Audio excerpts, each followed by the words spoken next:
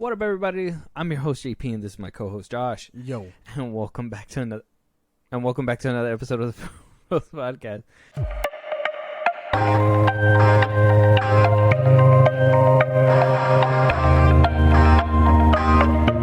Yo, this Red Bull's fucking me up.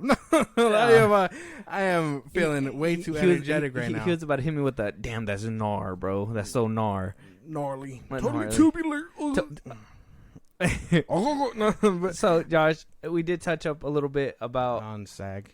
SAG in the last episode. Obviously, we talked about it. I want to know, out of your rough estimate on top of your head, how much do you think these studios are losing with this strike happening? I'd imagine a good chunk of change, right? Almost close to a mil. Close to a mil? I'd imagine, because what are they paying for, right? Well, they gotta pay for sets. They gotta pay for production designers to stay, because once they're done at a certain spot, they're supposed to start on the next spot.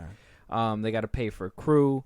They gotta pay actors to hold their spot, because who knows if they're even gonna come back after the SAG. After the strike, they would have to literally pay their pre-existing contract till it's null and void, which sounds like it might be happening if they let this strike continue to go. So they're still getting paid as long as they're tied to a movie? Some if they're tied to a movie. Contract obligations would say that they would have to get paid in full whatever is there, but anything else residual wise, no, they're not getting paid. Well, no, obviously the movie doesn't exist. There's no residuals yet. Yeah, they would. If they got paid up front, then that's the money they get to keep. If they didn't and they got paid partial because of the contract, it just depends on whatever the contract. If the contract says by the end of the movie's done filming, you'll get the other half, then they're probably not going to see the other half until the other half of the movie's over. Yeah. But if it's like The Rock, like you said, getting $50 million a day. Well, that movie wrapped up already. No, that's what I mean though. Mm-hmm. Like in that instance, is it like if it's per day, every day that they're not shooting, are they getting paid? Would that be something? I doubt it. I think it's kind of especially if they're striking, that means that they're willfully not doing their job. Oh, okay. Yeah, so that'd be another thing in the contract, I'm pretty sure. But according to an insider, studios are losing roughly about $600,000 weekly. Weekly. God. Every single week they have to hold a set. Every week that they got to hold crew, they are dumping out about $600,000. So last episode we talked about, the money that they're gonna have to make, why these people are getting their waivers to continue. Well, this is a big reason why as well. Waivers play a big part in this as well, to keep business as usual. Because what's happening, these studios are hemorrhaging money. Now, if Disney wasn't already hemorrhaging money, they need a blood transfusion at this point. WBD missing out on tons of money because of the flopping DC movies that are happening as of right now. I hear Barbie's making a good chunk of change for them. Barbie's holding up, yeah. I'm hearing that one's doing really well for them. But one movie out of... How many did they put out this year, or including? Well, they've last year?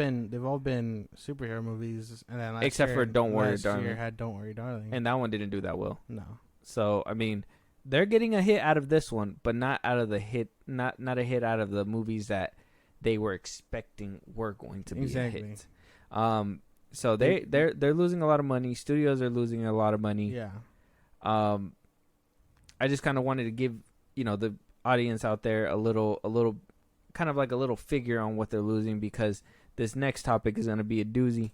Masters of the Universe over there at Netflix has been completely stricken down. It's no longer happening, but Netflix is saying that they put about $30 million into development. An insider is saying it's about double that, so about $90 million into pre-production for a movie that didn't even come into fruition. They paid for a lead. They were getting in talks for a director. But the biggest what the fuck moment for everybody is that studios are losing all this money. Netflix has been the one that we talked about in a couple old episodes. If you guys want to go check those out, check them out. that Netflix is the one that wanted the strike to happen to get out of a bunch of contracts and deals that they already had made. Yeah. Because if the strike happens, a lot of things become null and void. Mm-hmm. So who knows if they're using this, the strike as an excuse to get rid of this movie altogether. But them spending $90 million, according to them, 30. An insider says it's a double. So who knows? 30 mil to 90 mil. Who cares? That is a lot of money to just throw away in the trash for a movie that's not going to come into fruition. Yeah. And you're telling me Netflix cannot play their actors? They cannot pay their writers for a movie that they were about to put up all this money for. They put up all this money for. Basically wasted it because it's not going to be used. This is that shit, man. This is crazy. That's crazy. Why? You can put all this shit into a movie. Just pay the people that are making you the movie. Pay your actors and your writers. That's just bottom line, Netflix. God, it's so dumb. It sounds so frustrating from the outside looking in, because you're just like, duh, this could be simply fixed if people were just paid correctly. Yeah, obviously. And I mean, this movie has been in development hell forever. I think this movie, if I can remember, this is hilarious because this was greenlit after that show, right? This at Netflix, this one was greenlit around the time where One Piece was getting greenlit. That reboot. So back in like 2020. Yeah, it was like right after that reboot came out for that. But understand this movie right here, He-Man, Masters of the Universe. Was it gonna be live action? It was gonna be, it was gonna be live action. Oh God, that shit would have looked. That I can imagine that shit looking horrendous. I don't know who they're gonna get to play He-Man, but they're probably gonna get The Rock, and The Rock's gonna be like, I don't need a bald wig. A bald wig. Blonde wig. Blonde wig, yeah. No. Here's my thing, is that this movie got pitched. If I remember, it was literally after Revenge of the Fallen. And that was like back in 08 or 07 or something like that. Oh, it's been that long. And this movie got shopped around to Sony, 20th Century Fox. I think it went over there to Braun for a little bit. Braun made like Joker and all them. Yeah. They said no. And then it finally landed to Netflix. And Netflix looked like they were getting real serious about this. I think Kevin Smith was even talking about it, saying that it's gonna be really good adaptation or whatever. Just to throw it all away. Now, Mattel is going back to the drawing board and shopping it around once again. I think Amazon is eyeing it this time. Amazon is making God of War, so who knows if they might, have the capacity to go ahead and make this one as well. But, yeah, I wasn't rambling for He-Man. I'm not tripping about the He-Man thing. I'm just more tripping about, like, we're in the middle of a strike, spending all this money for a movie that's not even going to happen. Now, I also too, if that whole Batgirl situation would have happened right now as well, that would have been bad, because there was a movie out there called Batgirl. It was filmed, ready to go. Keaton was in there. I forgot the lead girl's name, but she was in there as Batgirl. And they scrapped it completely for a tax write-off. Yeah. And if they would have done it now, it would have been so bad. So it's a good thing that they got rid of it way ahead of the time. So this coming out, and it, it's kind of like being like, oh, there's kids in Africa who are starving, and then you just throw a cheeseburger in the trash. It's like, well, it depends. I guess it depends on the way you see the world. I mean, some people might be like, well, I don't give a fuck, it's my cheeseburger. And then you have other people that are looking out like, you could have fed somebody with that, I don't know, dude. This sounds insane, though. Not saying that the writers and the actors are starving children from Africa. Not saying that they're starving like that. That's what I know it kind of sounded that way after the fact. I started thinking about it. I was like, it's not that. I was totally like, that's exactly what it sounded like. It was an analogy, but maybe Bob Iger's maybe too close. Bob Iger's the one throwing away cheeseburgers, metaphorically. Zaslav's throwing away whole combos. Steaks. He's throwing out Wagyu steaks, my man. He's just Batgirl. A Wagyu steak? Oh, no, not Batgirl. Like The Flash and all that. Technically, Batgirl doesn't exist. What movie are you talking about? No idea. Oh, yeah. Batgirl who? Doesn't exist. Oh, yeah. So it no longer exists. Yeah. It kind of like just phased out of creation, which is insane that a studio can do that. It didn't phase out of creation. It just got text written doesn't off. exist. Just got written It off. doesn't exist. What Batgirl movie? It's on the hush hush. At this point, yeah. But like a He-Man movie probably would have done wonders for like anime adaptations, if that makes any sense. He-Man's not an anime. Or like cartoon adaptations, I guess. Then in a way, it's but also a comic book, isn't it? I think I don't know much about this franchise. Like I don't. you never watched He-Man. You never worried about it. Well, I personally think it's an outdated thing. I don't think it's something that you can actually adapt successfully to live action, and I think that's why it's been forever since they've been shopping it around. I think on paper it sounds like it could do good, but when they say live action, it's like whoa. Like that Netflix animation that they put out, that show, that remake or whatever. I heard it got controversial because they made He-Man a girl. Is that the one that Kevin Smith did? Yes, I want to say yeah. It came out not too long ago. Like it's still like reverse, like fresh. So I imagine Netflix was trying to gas it up to be like, oh yeah, now we're doing a movie. But yeah, no, this IP sounds like it's just outdated. If anything, they should just take it back to phase 1 and try and reintroduce it to younger kids again before even thinking about a movie. Because this is not going to appeal to anyone other than, well, you like 90s babies. Honestly, and even then, I grew up with He-Man, and I can tell you right now, I don't think that would be able to. I don't honestly believe it can transfer to live action. It would have been like two another out of, like Speed Racer. Basically, yeah, or it'll be something Dragon like Ball that. Revolution. Yeah, it's too goofy. It's too crazy to be up there. That's why they haven't made a Dragon Ball movie, because it's kind of hard to do something like that in live action. It's not. But they can tackle One Piece. They think that's crazy. Yeah, no. I think animes and all that stuff. I mean, it could be done. It's just more. Same thing with Death Note. That was another anime that just didn't translate well for some reason, according to some people. It's just these ones. They're just too, they live too.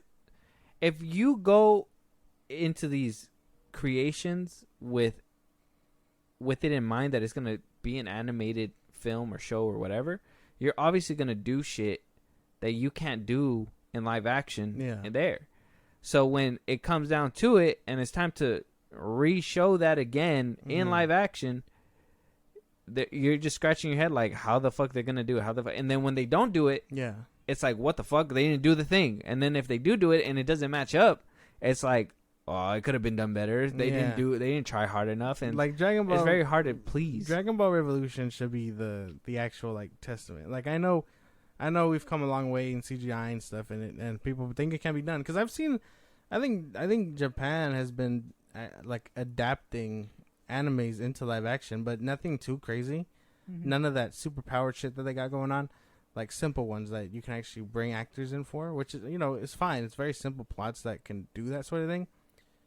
But I don't think you could do an Attack on Titan live action and have it look good. I think the only movie that I heard is praised to like have that like anime feel, like fight and all that stuff, is Man of Steel. Like that's the only one that I've ever heard anybody be like, that's like an anime fight brought to real life, where like, people are punching through city buildings, doing all this crazy shit, and that's the only one that I've ever heard anybody say, like, live action wise, like, this is the closest thing we've got to an anime fight.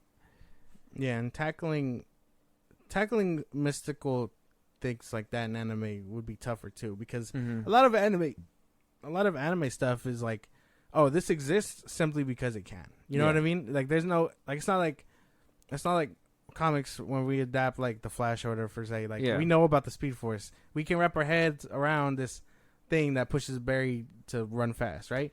Like, but a lot of anime stuff is just like, well, why can he do that?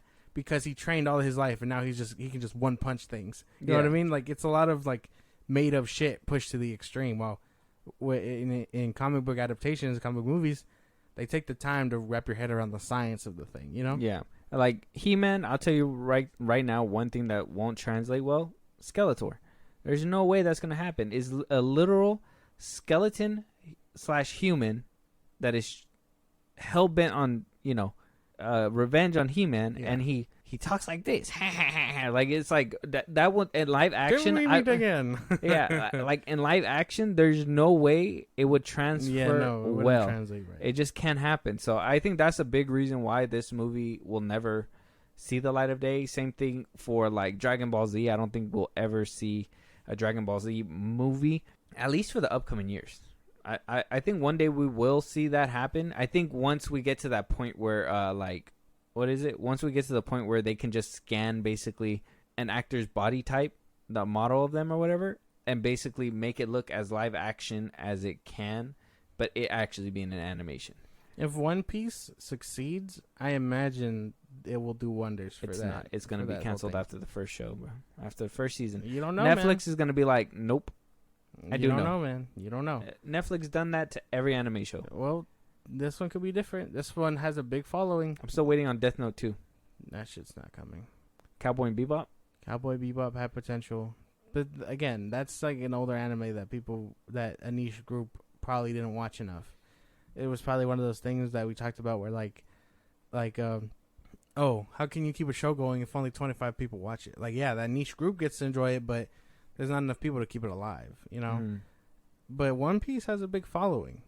And like I hear like a lot of people on Twitter that watch that anime and whatnot are low-key vibing with the way the live-action people look, you know, because they actually got really close to what they look like in the anime and the powers and stuff. So, like if this succeeds, I can imagine it would pave the way for something for these things. I see it. But it would like I said, it would just have to make sense in live action.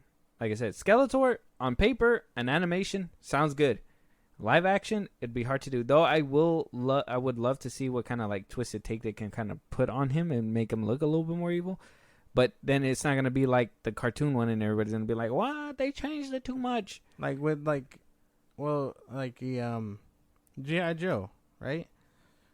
The Cobra guy, they got pretty close with him to looking like the cartoon. Snake Eyes, everyone else was kind of doing their own thing, like military men, but like the ones that needed to be like their counterparts, I think they nailed it pretty cool. For the most part, yeah, they did what they could. Yeah, but that one's more military based. That's not that one's not very. The second one's not that bad. Has The Rock in it. Is that a problem for you? Yes, it is. Oh, well, it's not that bad. Yeah, no, live action, and obviously, it's a dream for everything, but it just seems like not a dream for He-Man whatsoever. Well, yeah. He-Man ain't gonna make it. I'm sorry, Netflix. Pay your people.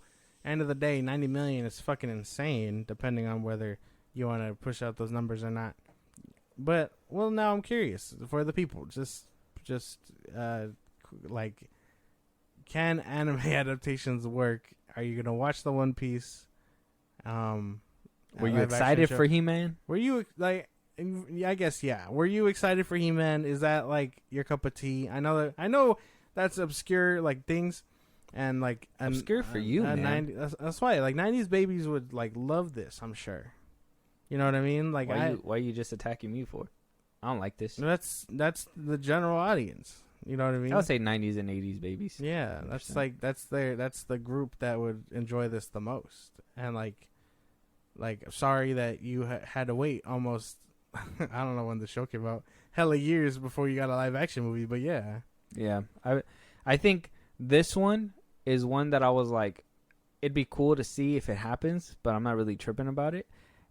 I think one that I've been waiting for and hoping that we see a live action, and I know there's rumblings out there, but I don't think it's coming to fruition just yet, is a Gargoyles movie. Gargoyles. Mm-hmm. You remember that show? Yeah. The old one? Yes. Have you ever saw it? I remember watching it, yeah. Yeah? You know what would go crazy? You know what I think would go hard? An American Dragon Jake Long movie would go hard. That would be so cool. You ever see that dude on TikTok, the one that pretends he's like half human, half dragon? Yes, I've seen that. I'm like, what is this guy doing? Cringe. It is too much. It's too much. A lot of people on TikTok take their cosplay too seriously. Yeah. But yeah, American Dragon Jake Long, that one would be cool. That would be cool. Danny Phantom. I thought you don't like dragons and shit like that. Well, no, but his is more like karate like based, I guess. No, it's not. Yeah, it is. It's a dragon doing karate. Yeah, that's cool. It's not like Vikings and shit. It's different. Vikings don't have dragons. Oh yeah, they do. Yeah, they do. Interesting. It's like, I don't know. Your mind is a weird place, man. It's like I hate those flowers because they have thorns, but I like those flowers. They look the exact same way with the exact same thorns, but it has a hint of different color, and I like it. It's different. It's actually, it speaks to me. It's actually kind of funny because you mentioned that, and I've been reading this comic book run by DC where it's like an alternate. It's obviously another universe, but it takes the DC characters and it throws them into that world of medieval times. And I'm reading that, and I'm like, this has enough DC stuff to keep me interested, but also I can acknowledge it is medieval shit. It's because superheroes are and they mixing with they're medieval. like met right in the middle, and it's kind of nice.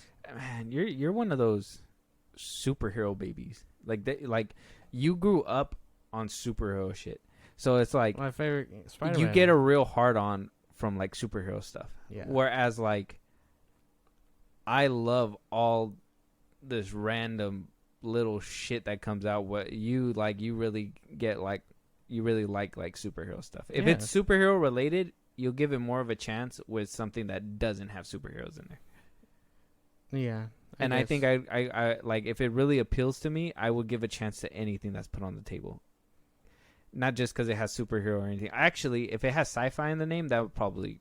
I think I'm more of a sci-fi person. I love sci-fi. I'll watch everything, but I think sci-fi really tilts the scales for me, 100%, and horror. And I think it's a superhero genre. Well, I mean, I like to think I taste a lot of things, but if it is superhero related, I'm definitely a bigger chance for it. It's more like a, I'm gonna get that. It's kind of like seeing chicken nuggets on the menu. You're like, I know chicken nuggets. You can't fuck up chicken nuggets. I'm going for the nuggets. You know what I mean? And then you get those people that are just like, they fucked up chicken nuggets. Yeah, like how do you fuck up chicken nuggets? Yeah. Oh, they're vegan. They're vegan nugs. I don't like that. Vegan nugs. They're just pretender nuggets. Yeah. I can't have this. Imposters. Can't get and we jiggy found with them. this shit. I found the imposters in my mouth. Pause. I don't like that. Imposters in your mouth. Yeah. Moving on though. All right, so we're gonna go through our little the DC tour right now. Okay, we're about to go through all things DC. So if you guys are ready to keep up with that, here we go. Warner Brothers have went out of their way to shoot not one, not two, but their third round of reshoots for Aquaman 2. Insiders are saying that the third round of reshoots are happening in order to make sense of the story. Yeah. Obviously, we already know we had 2 Batman in there at one point. We had Keaton's Batman in there because, let's be honest, this movie has went through 3 different regimes, right? Mm-hmm. We had the Hamada regime. Yeah. Or actually, we had AT&T, and then we moved to Hamada, and then we moved to James Gunn now, Zaslav and the gang. In the original script, it was just supposed to be Aquaman's movie, and it was supposed to be right off of the first one, right after Justice League, but things changed. Yeah. Just Aquaman 1 had a completely different layout. Zack Snyder got booted out. It is what it is. They went a different direction. Hamada said, how the hell are we going to move on and make people forget all about the DCU that happened with Man of Steel, BVS, Batman vs. Superman, and Zack Snyder's Justice League, Wonder Woman, and all that. He decided, we're going to go a different direction, and we're going to change the Batman. So, that's going to lead us to the original ending of The Flash. We're going to kind of bunch these together, so try to keep up with me, guys. So, the original ending of The Flash was supposed to see Barry returning to, and spoilers for The Flash, we will be getting into that as well, sees Barry returning to his homeworld, thinking that he's going to see Affleck coming out of the car, but it winds up being Keaton. Keaton wound up coming out. Supergirl was supposed to survive and be the Superman or Supergirl, superhuman being of that universe, and we were going to see Keaton go into Aquaman 2, and basically Walter Hamada kind of described it as Michael Keaton's Batman as the Nick Fury of that universe. So we would see him not only in Aquaman 2, but we were going to see him in Batgirl. Yeah. But like you said, it doesn't exist. Mm-hmm. What Batgirl movie? They wound up completely getting rid of that movie for a tax write-off once it wound up going into the hands of Zaslav. Now, James Gunn is the DC Studios head along with Peter Safran. And every single viewing of this movie seems to get worse and worse. Nobody seems to like it. They're trying to make sense of the movie while as taking a big chunk of Batman out of there. So, at one point during the transition, Affleck's Batman was supposed to be in there as well. I know you guys were saying, oh, 2 Batman. They were going to switch out Keaton's Batman for Ben Affleck's Batman. Because at one point, at the end of The Flash, this was the second ending that they were going to go with if the movie did really well. Yeah. Way before James Gunn came in, was we're going to see Ben Affleck at the end of the movie, okay? See him in sporting a new suit, silver and black. And we're going to see him in the multiverse, but we're going to see basically Ben Affleck, Henry Cavill, Supergirl, Sasha Calle's Supergirl, and Gal Gadot's Wonder Woman basically living in this universe. A soft reboot, if you will, instead of a hard reboot that Walter Hamada wanted to do. A softer reboot, and we're going to see Ben Affleck be in Aquaman 2. Now, they got to completely cut all those out because James Gunn says that he doesn't want any promises that any of these Batmen are going to move on into the future because he's going to be going in his own direction. So, here we are. What is this? In the middle of a strike, July 23rd. We're at the third cut of Aquaman 2. It hasn't got any better. A lot of people will say that it's still dog shit. Yeah. Can't make sense of what the movie is. And if we want to throw a little bit more into the mix, we have to weigh into the fact that Amber Heard's trial kind of is hurting this case or hurting this movie as well. Yeah. This movie's going to sink. It's going to sink so hard. I guess a positive note did say that James Gunn wound up ordering another week of reshoots. He ordered 5 days. They wound up doing so well that it ended in 4. I don't know if that's a testament of how good the movie is or how much they just don't give a fuck and they're just like, we got to do this. This is good enough. We got to do this anyways. But Aquaman in his 3rd round of reshoots, man, that was a lot to take in. I know for the viewers out there that it's been a long, harrowing process for this movie. This is gonna be the last nail in the DCU coffin, and then we're gonna go ahead and move on to the future. We may or may not see Blue Beetle in that future, but yeah. Oh man, these movies. I don't know how many times I can sing the same song, but like this is that shit that just really fucks everything up. These movies would have been fine if James Gunn wasn't announcing his slate and, you know, it all had one cohesive idea under Hamada or whatever. I'm sure that outcome probably wouldn't have been The as Rock good. at one point. The Rock at one point. But yeah, no, these movies are not doing hot, which again, for DC movies, only two MCU movies, the fucking box office was hand delivered to DC on a fucking platter. All they had to do was perform, but they couldn't even do that. James Gunn shot each and every one in the foot and said, "Run," and then they didn't. Like it fucking I can't just overlook the fact that Black Adam was bulletless. Yeah. Did okay. That's because that was like smack in the middle before James Gunn got a hold of it.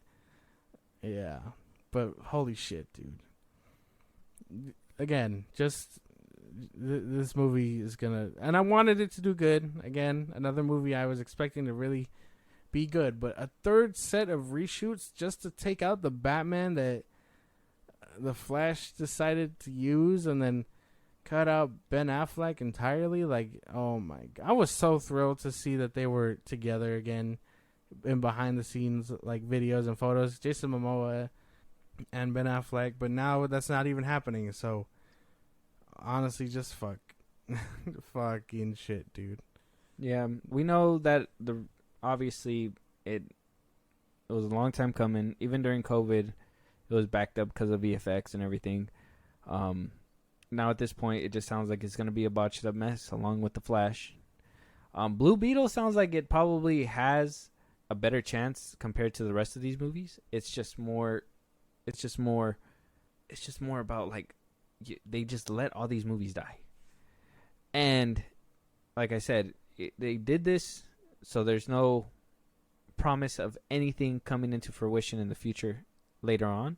If that's the case, why did you put a post-credit scene in the end of Shazam? Why did you put a post-credit scene at the end of Black Adam? If you knew that these were going to be coming to an end, why didn't you put notes out there saying, you know what, let them end the way that they are. We'll tell everybody these will be cliffhangers because they're not going to be finished, and move on. Why go through all this trouble to reshoot? Why do all these, why jump through all these extra hoops just to kill the movie anyways? Like, why spend extra money for a movie that's going to do bad regardless because you're spending all this extra money to change it? Yeah, the general audiences knows that a movie's going to be coming out, but you're really going to think that they're going to pay for that movie when they're barely going to pay for Blue Beetle right now, and they barely paid for The Flash. They barely paid for Shazam 2. The only one that they were kind of like, you know what, they might do good is Black Adam. Hey, The Rock's in there. I fucking love him. And, it did decent. Didn't do as good as it was supposed to, but it did okay. Yeah. Better than these movies are performing, which is insane. Like God. I said, I would say it again. Just put them on streaming. Call it a day. But Blue Beetle, I think it's too close. Aquaman 2, might as well. Either that or just get it for a tax write-off. Might as well just be like, Blue Beetle starts the new DCU. I would have just said that. Just cut off Aquaman 2. I might as well at this point because, I mean, contracts and shit I know, but like at this point, there's nothing really to look forward to with this movie. Yeah, no. What, just so we can go back to Atlantis? Nobody gives a shit. No, I don't give a fuck. man. I'd rather go to Pandora. At some point, I did care, but not anymore. It's gonna drown, unfortunately. How does the fish drown? It just does. Damn. Stops moving. You just hear it go. You just hear it gurgle. It just fucking shrivels up and floats upward. No, not floats up. It just sinks to the bottom. It just goes. What? Yeah. A fish dies, it goes up. No. Water makes it heavy. If it drowns, the reason why it goes up is because there's no water in there because fish don't breathe water, so it floats to the top. Yeah, but if it drowns, well, it inhaled water. Either way, this movie's dying. Okay. Regardless. Science. My God. But yeah, no. Aquaman: The Lost Kingdom. Another terrible fucking footnote for DCEU to end on. Honestly. Yeah. I'm telling you, man. Everybody in the DCU needs a severance check. They need a. Damn, you guys hurt me hella bad. I need a check. It's fucking that. It's insane. It's insane the amount of reshoots that this movie's going through, that James Gunn is approving. Okay, like I said, could have easily saved them a lot more money if they would have just said, these movies are gonna end with Aquaman 2. There will be some cliffhangers, but we're not gonna reshoot them. Kind of like what they did with Zack Snyder's Justice League. This was my intention. This is the way that I want to see the movie. Yeah. They're going to be cliffhangers. They may never come into fruition, but just so you guys can see what I wanted to put out. Isn't James Gunn for artistic integrity? Didn't he say that he likes when an artist sees their vision realized? Why wouldn't you allow Andy Muschietti to put out the movie? I seen the deleted scenes from the Flash movie, and it's going to kind of move us over to this one. But, the endings of the Flash, right? The different endings. Why not have just left it on the note that it was, with Keaton being the last Batman, right, or whatever? Or if by the time James Gunn got a hold of it, it was Ben Affleck, so it was already a done deal. Leave Ben Affleck in Aquaman 2. Say that it's gonna end in a cliffhanger or whatever. It might, or maybe just change it completely. At least the ending to leave it at a satisfying ending. Mm-hmm. But why completely botch these movies? The deleted scenes from the Flash 2, taking out the whole Keaton's reason why he stopped, and taking away, adding that depth to like why he went crazy, just so they can, do away with him at the end in a different way. Like that would have built it up more suspense, but it seems like they rather have cutted that out so it didn't tell a broader story or promise a broader story, and keep it dumb and simple and just move on. Basically, I don't know, man. I don't know why they do the shit they do. This cohesiveness that they want to try and put out better make fucking sense by the end of it all. Like Superman Legacy better tie the shit up, because there's no way you shoot these movies in the foot. Tell them to also stick around, because these movies are gonna lead the way for the all stars, Superman and whatever else. You know what I mean? Mm. Like, this sounds terrible and ridiculous. And I saw those, and I saw those deleted scenes also, and it doesn't help. I don't think it helps. And it's not so much about integrity; it's about having it fit. Which again, does that take away from creativeness? Probably. Well, kind of. I mean, you can have an outline, right? You can tell them, this is where I need you to stay within the parameters because this is how I kind of want the story to go, the overall story. I don't want you killing off any characters that I want, by the end of this or whatever, blah, blah, blah. Like, you can have the outline and have the creators go in the middle and color it in the way that they feel fit will make a compelling and great story. Mm-hmm. It's just, and I think when, if he already made the outline saying that, if he already made, I'm dead. They're listening to us. And it's Jason Momoa. That's the funniest thing I've ever seen in my life. Shark Week, guys, and Jason Momoa is hosting it. Might as well. What a weird thing. And we're talking about Aquaman. Just straight up, we're talking about Aquaman, WBD, DC, and everything. You just brought it into fruition. That's crazy. You're gonna see at the end of that trailer, you're gonna be like, "Shut the fuck up, guy! Shut the fuck up already! Scrap this episode." What was I saying? Oh yeah. At the end of the day, all these reshoots and having to redo the story again and again, it just takes away from in my opinion, artistic integrity. They could at least have that outline and they can fill it in whatever way they see fit, and move on. Mm-hmm. But instead, they rather leave people with unsatisfied endings. Yeah, they could have had a better conclusion with the Flash, thinking that this is the last time we're gonna see the characters all together on the screen. Mm-hmm. Ben Affleck's Batman, Wonder Woman, whatever, boom, boom, boom. Instead, we're left with, what the fuck? And then tooth falling out. I hate this fucking movie with a passion. Aquaman at the end drowning, but we're supposed to take him seriously in this next Clooney-verse movie. Is this that Aquaman? Is this the Aquaman from the Snyderverse? Like, they don't go out of your way to tell you that either because it's its own secluded thing, which is total bullshit because we know that's not going anywhere either, and he's gonna be Lobo. It's not. It's in the Clooney-verse. Aquaman 2 is now in the Clooney-verse as well. It has to be. Because that's the Batman. That also doesn't make much sense because this Aquaman isn't that Aquaman who did the first one. That's why. It's a different Aquaman. God, this is so fucking confusing. On a different Earth. Yeah, who gets drunk. Yeah. He's a fucking alcoholic. Like, we know he drank alcohol, but the fun part is that we didn't see him drunk. He could just tank that bitch. I didn't even think superheroes can get drunk. I thought they just kind of metabolize that shit quick. Kind of move on. Some do. And then the rest are alien. So I imagine how they handle it. Mm-hmm, mm-hmm. Superman? Probably can't get drunk. No, he can't get No, he can't. Strongest man in the world. Bullets can't penetrate him, but Tito's can? I don't know, man. But, and kind of touching up on it as well, we kind of, like I told you, we kind of got a glimpse of what Ben Affleck's Batman was going to look like. We got the silver chest piece. Kind of reminds me, I don't know if you remember that promotion when Justice League was first coming out where they had him in like the white chest piece, the Batman symbol, and the suit looked really gray. Mm-hmm. And I always wondered, like, what was that about? I wonder if they were going to lead to something like this. Or if they knew that one day they were going to use one of those suits. Probably. Most likely. Mm-hmm. It looks good, and I know that they were saying, I think the little snippet, like I said before, that this ending was supposed to see Ben Affleck's Batman with Wonder Woman, Gal Gadot, Wonder Woman, and Superman, Sasha Cai's Supergirl, and then we're gonna see in the post-credit scene that Ben Affleck was flying through the multiverse, trying to call to Barry, kind of like a callback to what happened in BVS. Mm-hmm. It just swapped out. Yeah. Do you feel robbed? Of course. Do you feel like James Gunn robbed you?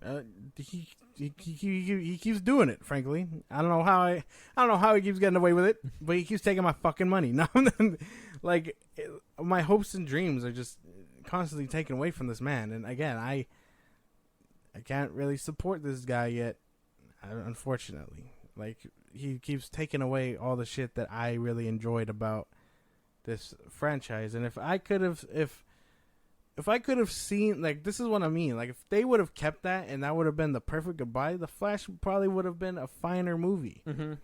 But that's not what we got. We got him staring at Clooney with his tooth falling out.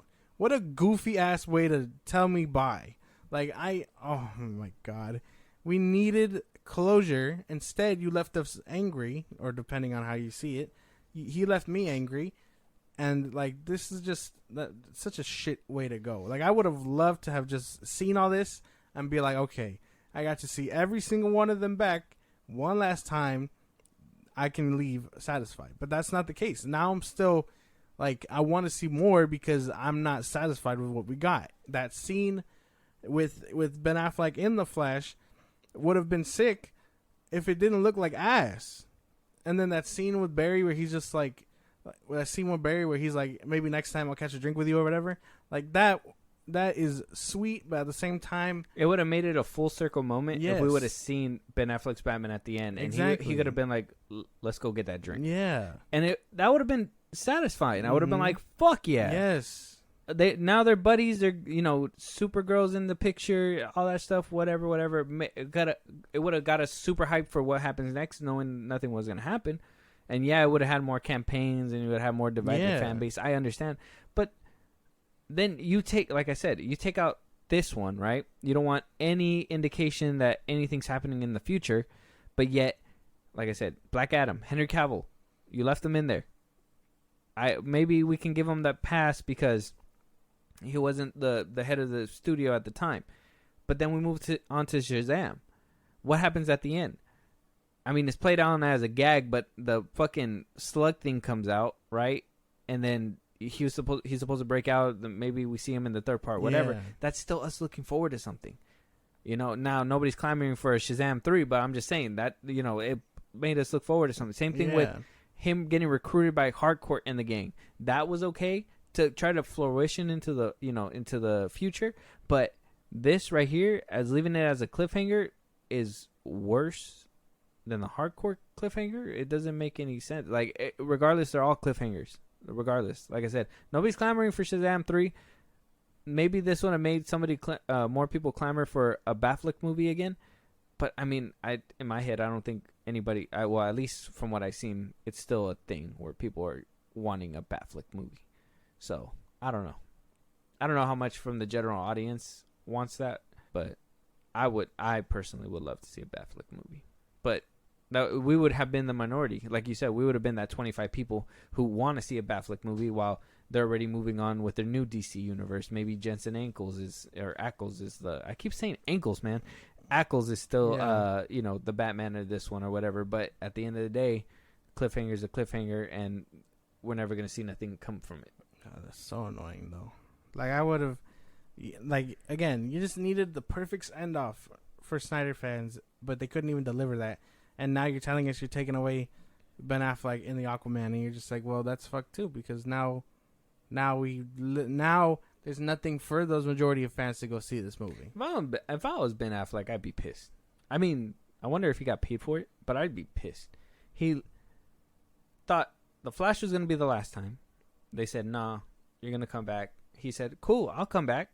Comes back, does a scene, gets it scrapped, comes back, does a whole scene for Aquaman 2, or multiple scenes, because apparently Keaton was going to be in multiple scenes, so he was basically going to fill in for what Keaton was doing, and that gets completely scrapped. So he basically showed up to the WB lot twice or three times after The Flash, just so he can continue, him willing to continue, and scrapped. That's why James Gunn didn't put him in the credits. That's why that fool said, I'd never do a fucking DC film for your dumbass. It's for this shit. It's for this shit. Like, why? It doesn't make any sense why. Besides, I don't want people to think about these people when my new thing comes out. You're already making us think about it because you're literally deliberately not letting us have a happy ending. Mm-hmm. You're not giving us a happy ending. You're fucking going at us with sandpaper. It's bullshit. Get the lotion. I don't need sandpaper. We need lotion. It's crazy. Yeah, no. It just doesn't work. And, like, he can say it's for continuity or whatever, but it's obviously because he just wants to be done. But again, he'll pick and choose what he wants to keep. So it doesn't matter anyway. Some bullshit. But last stop on the DC tour, Blue Beetle. The director says that you should go watch this movie because James Gunn gave it the seal of approval. James Gunn gave The Flash the seal of approval. Oh fuck! This just ruins my whole topic. But let's jump into it anyways. With an interview with Total Film, not the director but the star himself. What's his name? Xylo? Yeah, Xolo Marinduena. Yes, yeah. Xylo Marinduena. Hopefully that's right.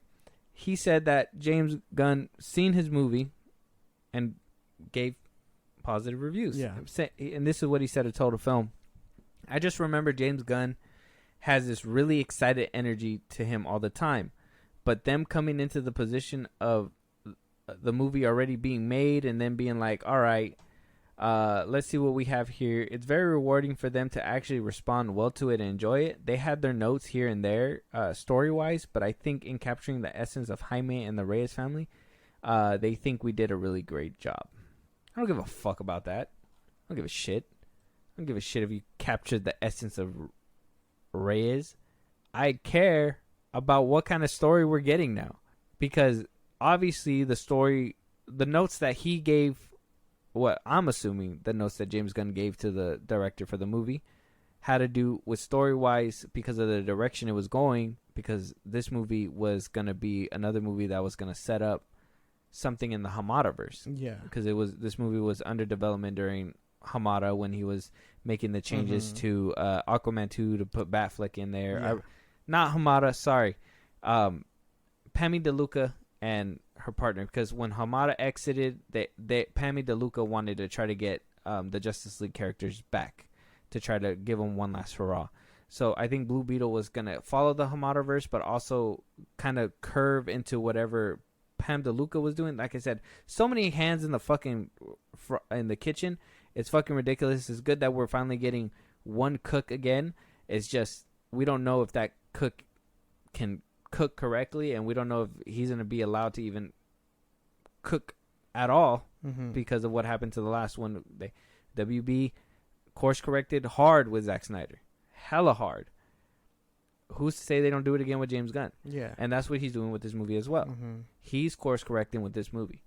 And so I have no doubt that they can make a good Blue Beetle movie with, honestly, the head actor, he looks like a good Jaime. I'm not even saying, I think my issues with this movie isn't necessarily with the way the character looks like is being portrayed in the trailers. It's more of how cheap everything looks, how the story's going to turn out, knowing how Shazam turned out, and Black Adam, and obviously The Flash. Black Adam wasn't the worst, but at the end of the day, it still had a lot of issues, in my opinion, story-wise. So, what do you think about all this? I'm not too sure about where the story is going. I know from the trailers we get quite a bit, but this just feels like another MCU thing. This feels like I'm gonna be watching an MCU movie but with a DC character. I never wanted that. If people did, I mean, good for them. You're getting what you wanted, but I never wanted this. And although I do enjoy Blue Beetle as a character, and I know we're gonna go see it, I'm not really looking forward to it anymore. This is just another okay, we gotta go watch it because we kind of have a job to do, and this is probably gonna fill the spot for another DC character to be running to the ground. But if it ends up being something good, I mean, I'll change my tune. But for now, it's just an average movie that kind of just looks like they're tearing apart the MCU formula again. Yeah, obviously that's what they were trying to do. That was like their peak where they wanted to get to is MCU. That's basically the model. They're like, hey, we want MCU money, so we got to do MCU things. And oh, how wrong are they? How wrong they were. I don't know. This question's for y'all, okay? Do you guys prefer the MCU style DC movies, or do you guys want these, Dark Knight trilogy beginning of the DCEU, Wonder Woman, BVS, depending on how, regardless of what you guys think of the story, I'm talking tone wise, like tonally, that it dark and greedy, grounded, or light, fun, and comedy. Saying Batman's a fascist, and on top of that, are you guys gonna watch Blue Beetle and Aquaman 2? That's a Are hard you part question. of the Blue Beetle Battalion?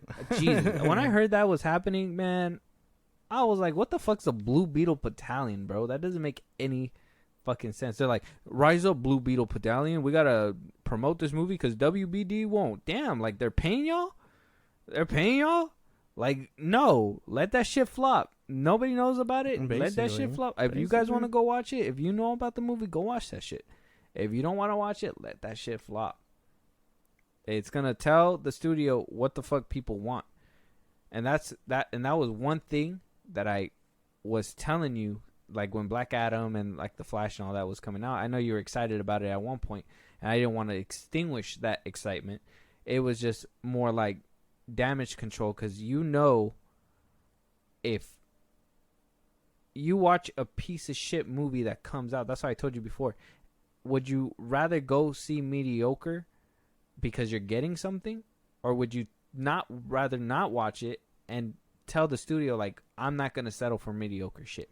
You know, I'm not settling for this. If I'm watching this movie with you, that's because you know we gotta go watch this one. I'm still on the fence with Aquaman 2, especially with all this news that's happening. At least with Blue Beetle, probably a couple notes here and there. Aquaman 2, they're completely stripping that bitch and revamping it. There's so many things working against that movie.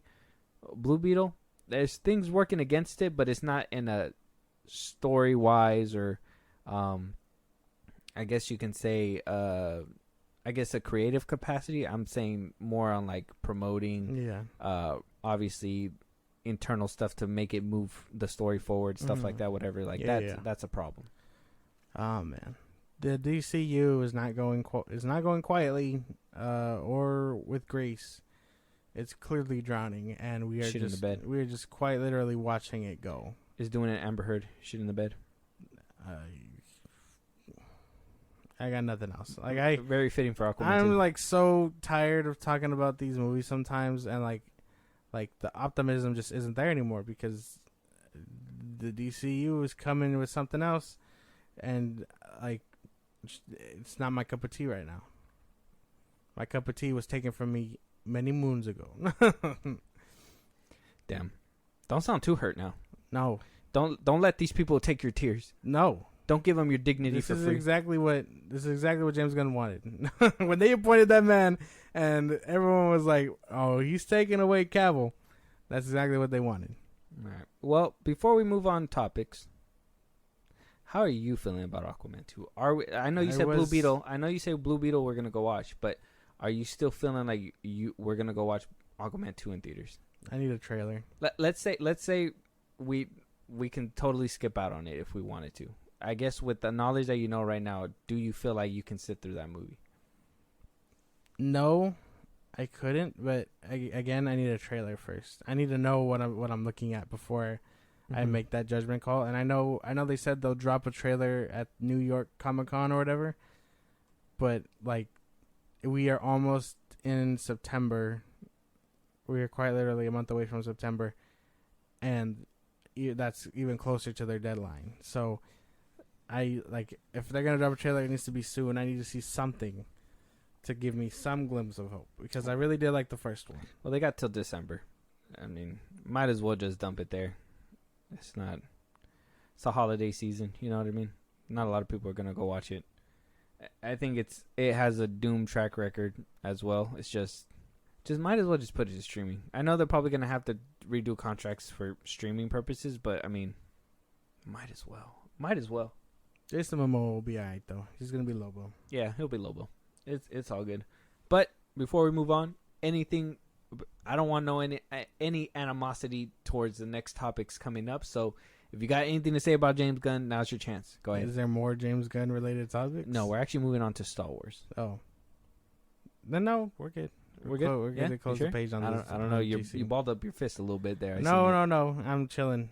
Like I've made my spiel that James Gunn is not good, I'm not looking forward to Superman Legacy. I don't give two fucks about the characters he's introducing. We'll be alright. So wait, you're not excited for his new DCU at all? Not anymore. Well, I mean, I'm not saying I have excitement, I don't. but I will say I'm still willing to give it a shot. The excitement isn't there. I don't know any of these characters other than Superman, and I don't trust him with Superman. I know Supergirl. I've read the comics. I can vibe with her for a little bit. Swamp Thing, cool, but I don't know anyone else. And I know that's his formula. Don't give me shit for that. I know it's his formula. But you can't roll out the B-listers without the A-listers. Like, that's my big thing. You know what I mean? And that's not even, like, to sound disrespectful. Genuinely, like, I know what I read, and that's a lot of Superman, Batman, Justice League type shit. You cannot sell me B-listers without giving me A-listers. Like, I don't know who the creature commandos are, dog. Yeah. Like, I don't even, you know. Yeah, I will say he's starting it off rough, but I have a sense of curiosity, and so that leads me to a little bit of optimism with this new DCU. Yeah, see, you're better than me because I know you don't read comics. That's just the baseline. It's not comics. It's the fact that I do love these movies, and these DC movies have been putting a bad taste in my mouth as of lately. But I can't say 100% that what we're getting here is what we're gonna get there, because yeah, he's basically doing patch jobs on something that was already made. So there's no point. He's going to get, in my opinion, he's going to get slack regardless. And that's kind of like what he was saying when he first got the job, that he knew that there was going to be a lot of friction and resistance, and there was going to be a lot of shit coming his way. And this is the reason why. Because you're taking away something from the public that we've already grown accustomed to. It's kind of like when they started redesigning the Transformers for me, when they went with the Bumblebee route and all that stuff. I was like, well, I really enjoyed what Michael Bay was doing, you know, like the way that he futurized the Transformers, but we're jumping back, you know? Yeah. So I'm hoping with this one, we're not jumping back, at least with his DCU, we're not jumping back. I'm hoping that we're getting something good, if not on par with the MCU, better than the MCU. And I will keep that optimism there until a trailer and all that stuff comes out. Then I'll be able to do a little bit more judgment call. But I cannot be mad at the fact that, you know, I'm mad at the fact that he's fucking with these movies, but I can't be 100% mad because I can be honest with you. After they said Zack Snyder's Justice League is not leading into anything else, I was like, well, there's no point. And then when I heard that Keaton was going to be basically the newest Batman, I was already like, I think at that point, that's when I was checked out. Mm-hmm. So like these ones, when they were rolling by, I already knew that it was going to be shit at the end of the rainbow. I'm sorry that you had to get slapped in the face about it, but you know, it happens. That's messed up. It happens. Yeah, slapped in the face. But moving on, Lando showrunner coming out saying that we might not even be getting this show anymore. So Justin, it's a funny name. Justin, I want to say it's Seaman. So Justin Seaman, his name is spelled. His last name is spelled Simien. Simon. Justin Simon? No, it has to be Seaman. Oh, I don't know. Hopefully, I'm gonna call it Seaman anyways. I don't even care. So Justin, the showrunner for Lando, basically came out and said that there has been no movement with this show whatsoever. We did hear back in 2020 that they were developing this Disney Plus series. Yeah. A lot of people were wondering whether or not Donald Glover was going to come back. Mm-hmm. He did seemingly confirm, I think, in 2021. I think it was on like Instagram. It was at that Star Wars event back then. He wasn't there, was he? Yeah, he was. I heard him announce something, but I don't remember where he was. Yeah, he was on the red carpet for something, or I forget where he was. And they asked him, yeah, that he had music in the vault coming out, and that they were talking about Star Wars. Okay, I seen that on Instagram. Yeah. Okay, there you go. So they really did kind of hype it up, and I was kind of excited about it. If you guys haven't seen Solo, he does an amazing job in that movie, and I think the dude that plays Solo as well, Eldrick, I don't remember his first name, but who plays Han Solo, he does a phenomenal job too. So show that movie love. I know a lot of people had a bad taste in their mouths from The Last Jedi, but Solo is actually a generally good movie, especially with Donald Glover.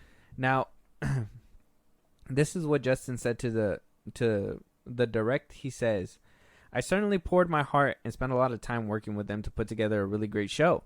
It feels like everybody loves it, and I was told we had to put a pause on it because of scheduling. The next update I got was in 2020, some years ago. I don't know. I have no idea what's going on with it." So 3 years since the last time he talked about it, back in 2020. Mm-hmm. I don't think we're getting this show. I think this was another fucking piece of shit thing that Kathleen Kennedy did, where she was like, "Oh, this is such a good idea. I'm going to announce it tomorrow or tonight." And she did that, and here we are. I'm not going to get it again. Yeah, no. Even though I was kind of looking forward to this, too. Like, I know after Solo said that this was coming or whatever. But yeah, no. It's probably not. And I wish it was. He was a really good Lando. I'm so mad. I'm hoping they still come out with something, but with this strike happening as well, that's most definitely not going to happen either. I honestly believe this is another, situation where Kathleen Kennedy came out, said something, and just changed her mind one day. I don't know. She just wakes up and is like, "Oh, that Lando project, I don't want to do that anymore." Yeah, no. It's been a rough time to be a Star Wars fan. Yeah. And I'll say right now with that one too, I'm still trying to be optimistic. Like I told you, Star Wars is like the one thing like through and through I know 100%. It's a big ship. I know it through and through. That's why I feel like this one is harder for me to give up on. I feel like this is my DC. And so, and I'm really hoping that it takes a turnaround and we get something good. I've been waiting for his return for a while. I actually been waiting on Solo too. Yeah. But, I don't think that's ever going to happen. Yeah, no. Damn. Because Star Wars does have a lot of projects where they just, like, won't do because they're scared. But they know we love Ahsoka and all that shit, so they're willing to roll out whatever they can for those characters. No, I think that's just Filoni's soft spot. Because I think at one point Ahsoka was supposed to die at the end of the Clone Wars. And Filoni kind of changed that because he really liked that character. So I think that's a Filoni thing. Oh, yeah, but even then, Rebels too. They kind of that's his thing too. They kind of just stopped showing original trilogy love in general. I think Star Wars. Yeah, they stopped showing the original trilogy love. Yeah, they made Rogue One. Was that was the last thing they did? Then, like, what are you talking about? That was years ago, man. What do you mean? And then they made the what's the other one? I don't know. What's the other one? Fuck. Well, they're doing Mandalorian. That's post original trilogy. Yeah, but they're still adding into the sequels. They're adding to that with Luke, and they're bridging the gap to The Force Awakens. Yeah, but that's not still adding. It's not the same. Still adding. No. Solo. Adding. No. That doesn't count as adding to the original trilogy? I don't think so. When is Andor set again? It's literally right after episode 3. Right before Rogue One. Yeah. So kind of adding to the original trilogy too. That's like the last thing they showed love, and they cut that down. Obi-Wan? That's kind of showing love. Kind of. But not really. Depending on how you look at from a certain point of view, if you would say. But yeah, no, I don't think so. I think they kind of just really skipped out on the original trilogy. And I think that's just them trying to respect George Lucas's vision for it being his first original trilogy. I think they're doing their best to. I think they want to, but then at the same time as well, how are you going to get a young Luke, young Han, young Leia, unless they recast, and that's something that they can't do. At least with the prequel trilogy, it's still fairly newer, relatively newer. Yeah, so they have an easier time diving in between those, and though it is George Lucas's like vision, we can all agree. I think the prequels are more flawed than the original trilogy, so I think adding that nuance to them kind of helps. And yeah, I think the original trilogy, it's basically cut and dry, boom, boom, boom. That's basically what happened, and that's it. They can do that little bit what they did with Rogue One, where it's like, oh, right in the beginning, boom, Leia went from this ship, and Darth Vader was there, or whatever. Yeah. And it adds, but then you really have to question. He did that whole scene a few days prior and fought Obi-Wan the way he did in the Death Star. Mm-hmm.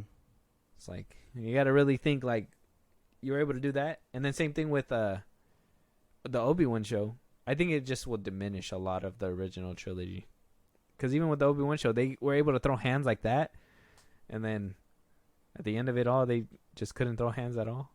They're just like... Well, yeah, and Obi-Wan was dying. He was old, but he should have been with the Force. It should have been a little bit more... have you seen that remake they did on YouTube where like they recreated that fight and they were like actually moving around and shit?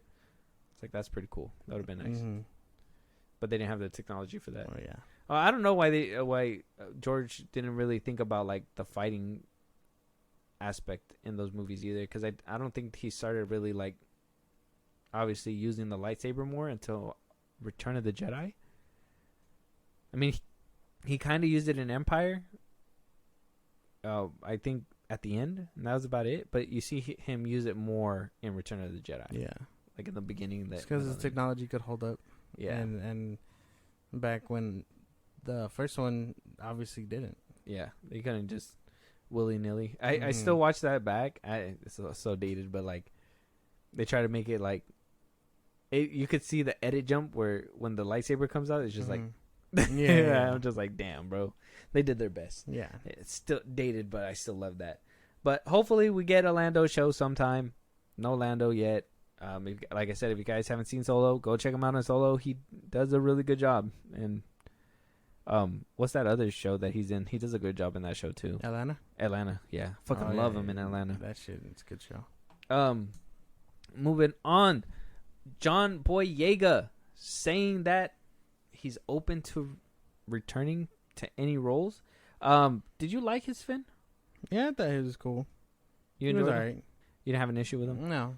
Even like, do you agree with John Boyega that he was kind of pushed off to the side? Oh yeah, and they kind of did him dirty. Mm-hmm. I can see that. Yeah, it's just a lot of like, I appreciate what his character did and who he was, but I know that he could have been more if they really tried. Okay, so in an interview, and we kind of seen a little bit of it. Oh, for Tech Radar. So he was talking to Tech Radar during an interview, and he was basically asked if he was open to playing any characters that he was playing before, and he basically says that a few years ago, and was a subject of that particular project, which he's talking about Rise of Skywalker, because of obviously him playing a heavy role, being the first like lead black actor in a Star Wars film. He said, but I'm open to all characters and scripts that are enjoyable, have a great cast attached, and a terrific director. So yeah, I'm open to all opportunities. Now, he kind of nipped it in the butt. I think it's a funny story because he said he's open to all opportunities, and that led the way to a bunch of outlets saying John Boyega is open to all opportunities for a return to Star Wars, or John Boyega is open to returning to Star Wars, or they really hammered that line home, and that was because of the fact that he came out multiple times saying how he was thrown to the back in Rise of Skywalker, how he felt like he did dirty. His lines were shit, I think he said in an interview at one point. So when this article started running, he quickly came out on Twitter, answered it fast, and basically said, if I'm casting any new projects, trust me, you will hear from me on any social media platform. There's no news so far, so disregard any article that says otherwise. None of them have the exclusive. I am open to sleeping right now. Thanks. Yeah. And he basically left it at that. So we all know he didn't have a good time in Star Wars. I personally can care less whether or not he makes a return. I think they did do him dirty in The Force Awakens. I thought they were setting him up to be like a Jedi, and I thought him and Rey were gonna kind of train together and eventually find that love for each other. Or if they were really gonna go that Poe Dameron and John Boyega route or whatever, I would have been open to that too if they would have still made him a Jedi. Yeah. So the fact that they did do him dirty, I'm just like, well, if he comes back, cool. If he doesn't, he doesn't, and I really can care less. But I mean, him coming out to, being open about his time on there, and even him coming out and being like, no, I'm not open to Star Wars. I'm open to anything that is given to me. I think that says a lot for sure. Well, yeah, no, he obviously had a terrible time. Although I think if Disney were to flat him a fat check, he'd come back for sure. You think so? Yeah. I've been there's been rumors going around saying that they've been kind of touching base with him. Yeah, I'd imagine with a big enough check, he'll come back and he'll pull a Harrison Ford and change his tune immediately. But, yeah, they did do him dirty because he has the potential to be a Jedi. I don't see why not. Just have him join Rey in her school or whatever. He did, but they kind of ruined that storyline. Oh yeah, I mean, he's still Force sensitive, so I mean, you don't know that. If they would have played on that in Rise of Skywalker or something. But yeah, no, I really think just like I don't know. I see there was potential for his character. They could totally do more. Did if they they kind wanted of to. hint at it? No, they didn't. Yeah, they did. Rise of Skywalker. Yeah, they and hinted that he was still Force sensitive. Yeah, and then when in the movie. When? Well, all the connections he had with Rey, they were like it was because he was like Force sensitive. That's what J.J. Abrams came out and said that's what he was trying to tell her, and then in the books they go a little bit further to confirm. But yeah, he was Force sensitive in the books. I gotta read a fucking book now. He was Force sensitive, and so I don't see why not make him a Jedi, hone his senses and whatnot, for any future installments if he decides to come back. I think that would be my thing. I'd be like, if I'm coming back as a Jedi, I come back, and I gotta have a good story. Yeah, I'm not coming back for no side character. Mm-hmm. Oh, if anything, in The Last Jedi, they should have let him sacrifice himself. I think. I know. That's what I was hoping. That would have probably been a fitting end. Like, give Poe character development, I guess. Yeah. Like, but with Rose stepping in, I was like, wow, she really had to do all that. Like, his final moment being saving the rebellion and then just giving a giant fuck you to the First Order, that would have been poetic for sure. Exactly. Being the reason why he was birthed and being the death of him would have been a poetic ending. Exactly. And they just kind of threw that shit. And then Rose too. I say Rose too. They did her hella dirty. They fucking no condom fucked this bitch. That shit was crazy. Like they the way they did her character, and the fact that I think I seen her in the movie like a couple times and she only had like a couple lines, and then in one scene they completely blurred her out in the background. I was like, that's just so mean. Yeah, no. I don't know. I'm open to seeing them back, but if we don't get them back, I don't care. Yeah, it's whatever. Yeah.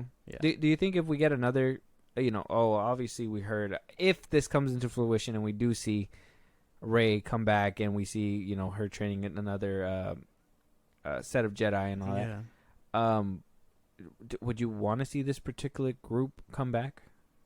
Poe Dameron and all them. Yeah, I personally would want to see Poe Dameron come back. I think he was a good character in that one, in those movies. John Boyega, no, I can care less if he comes back or not. That's fine. Obviously, we got to see Chewbacca, but I wouldn't want to see him as a prominent role.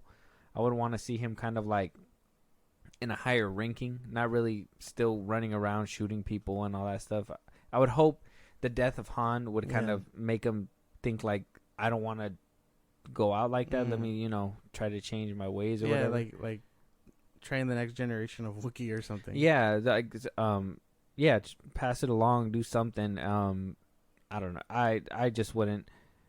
To be honest, if we didn't see Rey again, I'd be okay with Rey not coming back. But since it is her movie, I guess I'd be okay with her coming back. Like imagine if we see, we don't know if he exists any longer outside of Bad Batch, but what's his name? Gungi.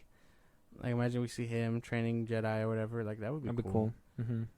But like, I would want to see Poe Dameron again. Like, I would prefer to see the entire trio come back. If I'm being for real, like that would be cool. Have Rey, Boyega, and have them be the sort of guides that Han, Leia, and Luke were to them, or not, or maybe not Han, right? Or Han for Rey, I guess. It's kind of hard to do that when Rey fucking does everything. Shut up. But like I would, that would be nice to see. Yeah, you don't like when I'm right. It is what it is. No? No. Don't get you started? Yeah, no. Not today? My spiel over DC has just... It exhausted the gas tank? Yeah, don't do another day. Yeah, don't do it. Beating a tired Josh isn't a victory for me in my book. All right, moving on, though, to our last topic, or last couple topics. It's a haunt fest. So we got the final trailer for Disney's A Haunted Mansion. I kind of wanted to see this one. I got to see it again because I don't think any of the trailers really teetered me to want to be like, yeah, I want to see this one. The first one kind of did it for me. The first one interested me. The second one kind of pushed me back out just a little bit. So I'm hoping this final one, if I can see a little bit more Jamie Lee Curtis, maybe a little bit more of like the actors doing their thing. Yeah, I think it'll push me. It'll sway me a little bit. And then our first trailer is going to be A Haunting in Venice. It's coming to theaters September 15th, around the time that Zendaya movie's coming out, Challengers. Funny. It's called A Haunting in Venice. It's supposed to be post World War II in Venice on Hallows Eve. We're supposed to see who's in this movie. Mark Gordon, Michael Green. Yeah, I don't know. I guess we'll have to see the trailer to see who's in it. But I just wanted to see another horror movie. I was hearing Insidious wasn't that good of a movie. Have you heard it? Have you heard anything? I haven't heard anything good or bad. No, I heard a couple of people see it and they're like, it wasn't that good. So I'm hoping, because even with the Pope's Exorcist, that one too. I heard that one was kind of weak too. So I'm hoping that horror isn't taking a dip again. I'm mad because we were just thriving so hard with Scream and a few horror movies like Midsommar. A24 has been killing it in the horror game. I know. What's the one that recently came out? Barbarian. That one was crazy. I know I wasn't a fan of the new Evil Dead that came out. Evil Dead Rise. A few misses in the horror genre this year, and I've been kind of hoping that they're not going back to their ways. Yeah. So pray for me. Mm-hmm. Let's watch this trailer, and hopefully it intrigues us. I still gotta watch Boogeyman. Yeah. I gotta watch Boogeyman. I'm hoping that one is 100% raw. I have not seen it yet. I gotta watch that one. Yeah. But let's watch this trailer. Let's watch it. Come on, horror. Don't let me down. Hercule Poirot, I've found something. I've looked at it from every which way. I am the smartest person I ever met, and I can't figure it out, so I came to the second. You are up to something, my friend. I've seen a million of these so-called psychics, each one a fake. I do not believe in psychics. Come with me to a seance. Spot the con I can't. Detective, you are here to discredit me, but I can talk to the dead. I'd give all I have to hear my daughter's voice. If someone wants to be heard, we are here. Listening.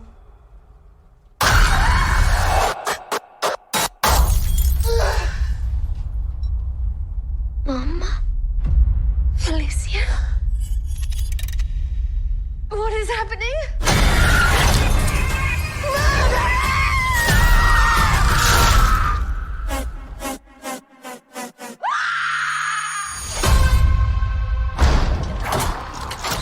You can't trap us here.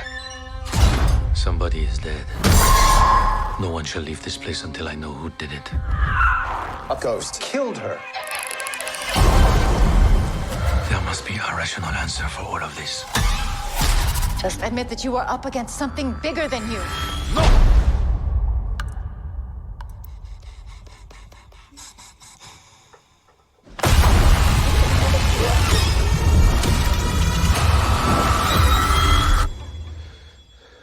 You were saying? Something in this house tried to kill me. Don't look at me like I'm a suspect. We're old friends. Every murderer is somebody's old friend. No one shall leave until I find if the living have been killed by the dead. You have been hiding here all this time. Who are you talking to?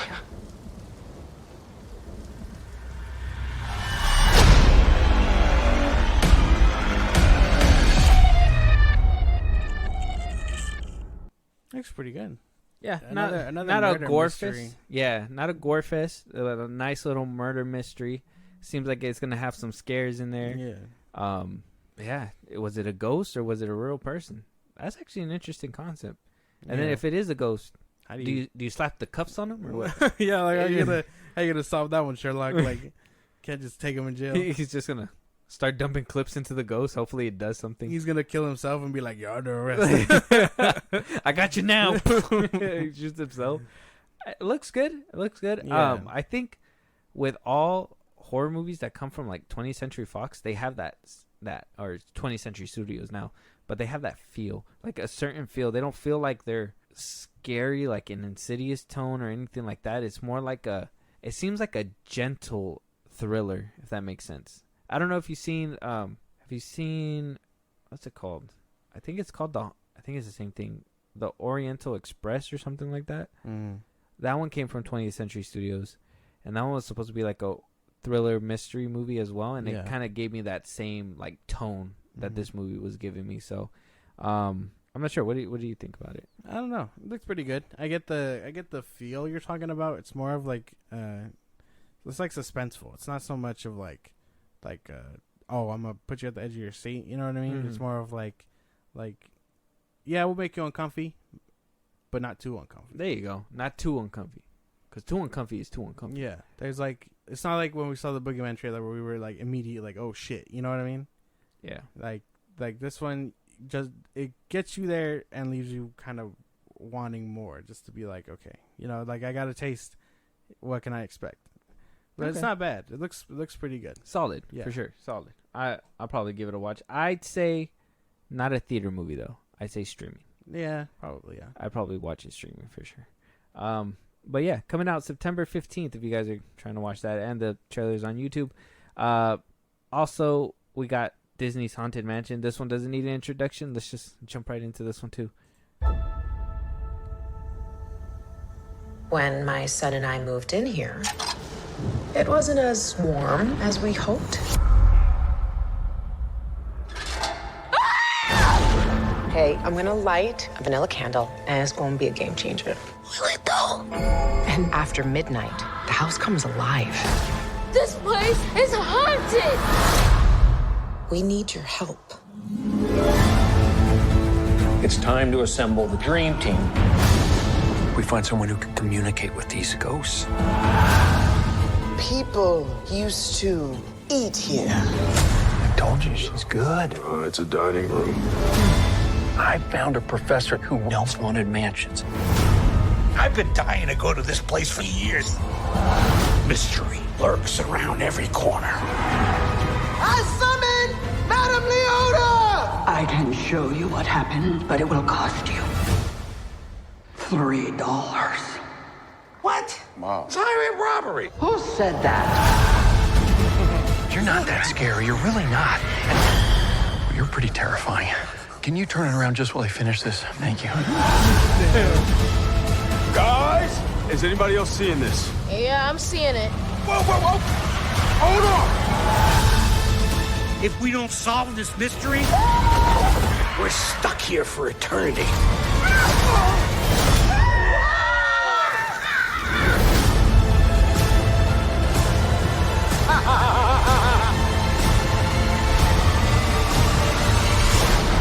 Surprise. You're all in for a treat.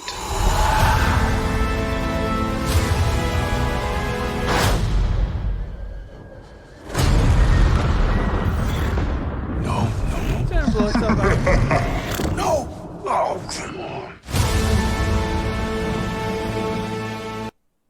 That looked kind of funny. Yeah. The first time we've seen Jared Leto too. Yeah, that was the first time. Yeah.